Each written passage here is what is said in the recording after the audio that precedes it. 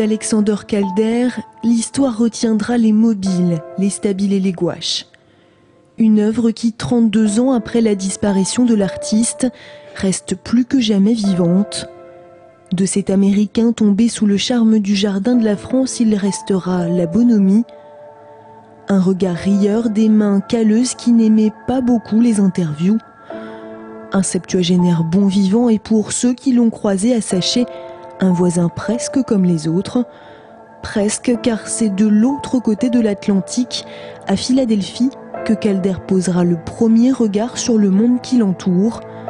Une famille d'artistes, des études d'ingénieur, Calder entre à l'Art Students League de New York à l'âge de 25 ans. Son sort était alors joué, sa vie entière serait dédiée à l'art, à son art.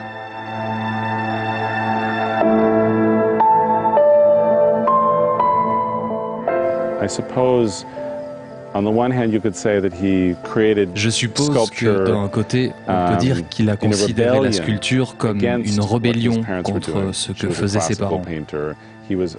Elle était un peintre classique, lui un sculpteur figuratif. Il dessinait des monuments, des fontaines et de grandes sculptures figuratives.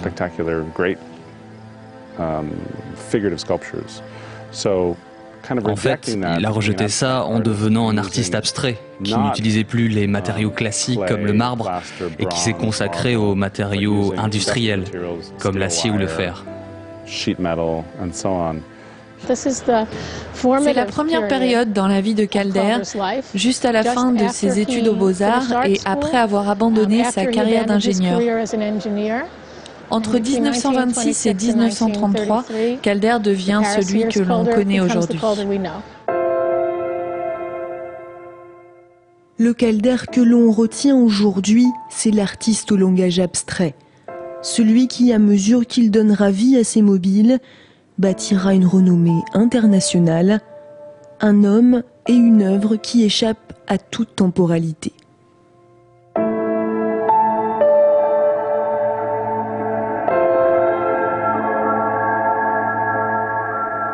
Ce qui fait le caractère contemporain, je dirais peut-être, au lieu de contemporain, très moderne de l'œuvre de Calder, c'est sa simplicité, la perception immédiate qu'on en a, associée, qui tient surtout peut-être à l'utilisation de couleurs primaires, de formes simples.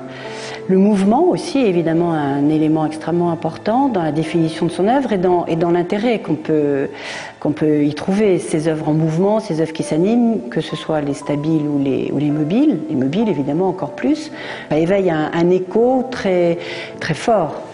Calder's work is very poetic, but it's also imbued with tremendous intensity, intellectual curiosity.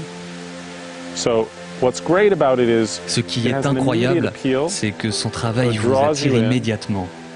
Donc, les gens qui ne connaissent rien à l'art, qui n'ont pas été éduqués, l'apprécient. Et ceux qui sont connaisseurs, qui ont une grande expérience de l'art, voient le côté beaucoup plus profond et plein de sens de son œuvre.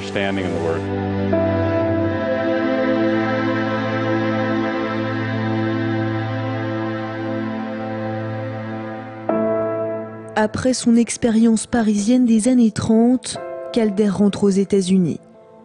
Il y rencontre un franc succès et d'importantes commandes lui sont confiées. En 1943, le musée d'art moderne de New York organise une première rétrospective, suivie 2 ans plus tard par une exposition à Paris. En 1952, Calder obtient le Grand Prix de la Biennale de Venise. L'hommage de ses pairs à un artiste dont le talent n'avait d'égal que la précision et la volonté. Il avait un trait très sûr, c'est-à-dire que avant de poser le pinceau sur la feuille, il tremblait un peu, ou avant de poser la craie sur la plaque de métal sur laquelle il allait dessiner un gousset ou un raidisseur, il avait la main un peu hésitante, et dès que le geste était commencé, alors là, il avait un trait parfaitement sûr, sans aucune hésitation, il allait d'un bout à l'autre, soit de la feuille, soit de la plaque de métal, pour dessiner la courbe parfaite qu'il avait envisagée.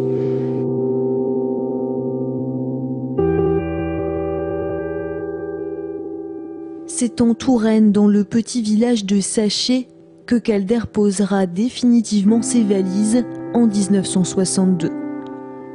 Dans son atelier du Grand Carrois, l'artiste s'enferme des journées entières pour élaborer ses maquettes.